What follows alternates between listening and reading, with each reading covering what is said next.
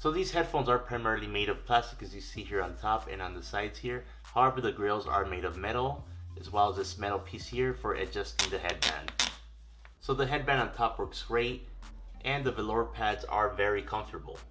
And to me, the ear pads do seem a little deeper to me than the original HD650s, as you see here. Although the HD650 and the HD660S are listed as having the same weight, for some reason the HD660S do seem a little bit lighter to me. Even though these are primarily made of plastic, they do look very well built, and they do look like they're going to last a long time. So I didn't encounter any build quality issues with the HD660S like I did with the Hi-Fi Man Sennheiser, and you can watch my review video on the Hi-Fi Man Sennheiser up here. Now let's talk in general what I liked and didn't like about these headphones. So I much prefer the simple matte black color over the bolder look of the HD600 and the HD650. The velour ear pads are very comfortable, and I can wear these for a very long time. The ear pads are also deep enough where my ear isn't touching the driver, which is really good and makes them more comfortable.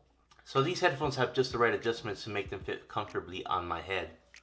So I do like having the super long cable, as I can easily go around my room while listening to music, although this cable does get in the way sometimes. So I also like the simpler logo on top, where it just says Sennheiser here off to the side. It's much more subtle than before on the HD650. And I also like the updated grills with the small Sennheiser logo right here. So as another reviewer had mentioned, there are no markings here on the headband to tell you how low or how high you have adjusted your headphones, which makes it kind of hard to keep them both at the same level. You're just going to have to eyeball it or listen to the amount of clicks, but sometimes you go one click too many. So this can be really annoying.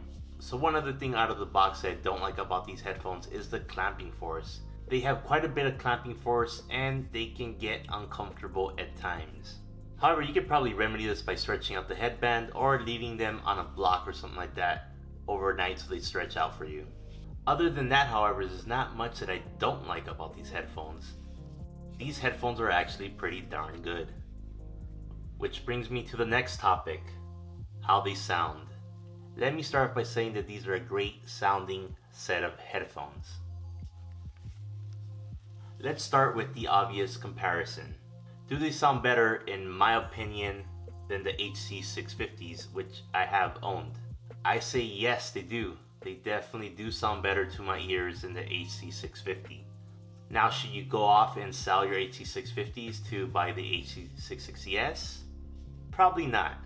But if you're shopping for a new set of headphones, you're probably better off saving an extra $130 and getting the HD660S instead of the HD650, given that as of the recording of this video, the HD650s were selling on Amazon for $370.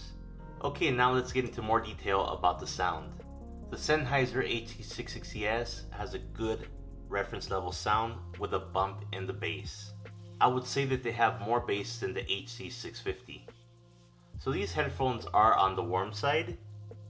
They have good treble, but also have a great controlled, clean bass, which is really great.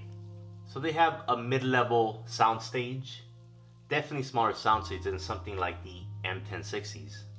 Instruments definitely do sound closer to you on these when compared to the M1060s.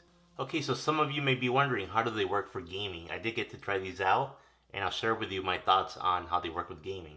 So I think they work really well with gaming. They're very clear, so you're able to tell where footsteps are coming from even when they're in the floor above you. Again, except for the clamping force, they were very comfortable, so I was able to wear them for gaming for a very long time and played for several hours without any major fatigue. Also, the fact that they're very lightweight, you hardly notice them on your head while you're playing your games.